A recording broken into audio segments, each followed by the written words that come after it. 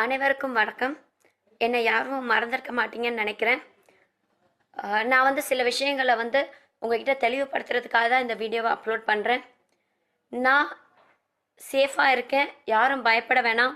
வரக்கூடிய பல வதந்திகளையும் பரப்பவும் வேணாம். நான் பத்திரமா இருக்கேன். அதாவது சில பேர் என் மேலே அரசியல் சாயம் பூசணும்னு பார்க்குறாங்க. அரசியலுக்கும் எனக்கும் எந்த ஒரு சம்மந்தமும் கிடையாது.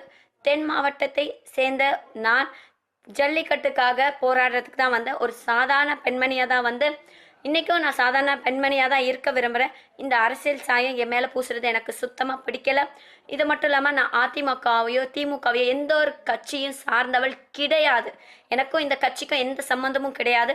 என் பின்னாடி ஒரு கருப்பு சட்டை போட்ட நபர் கோஷம் போட்டதாகவும் அவர் திமுகவில் இருந்தவராகவும் நானும் திமுகவை சேர்ந்தவளாகவும் சொல்லிட்டு இருக்காங்க. நான் அவர் யாருன்னு எனக்கு தெரியாது. கருப்பு சட்டை போட்ட நிறைய பேர் மெரினா கடற்கரையில் குவிஞ்சிருந்தது நம்ம எல்லாருக்குமே தெரியும். இதில் இவர் யாருன்றதும் எனக்கு தெரியாது. தெரிஞ்சுக்கணுன்ற அவசியமும் எனக்கு கிடையாது.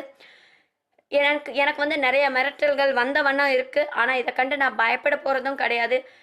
நான் ஒரு தமிழ் பெண், ஒரு தமிழ் வீர பெண்ணாக கடைசி வரைக்கும் இதுக்காக போராடுவேன்.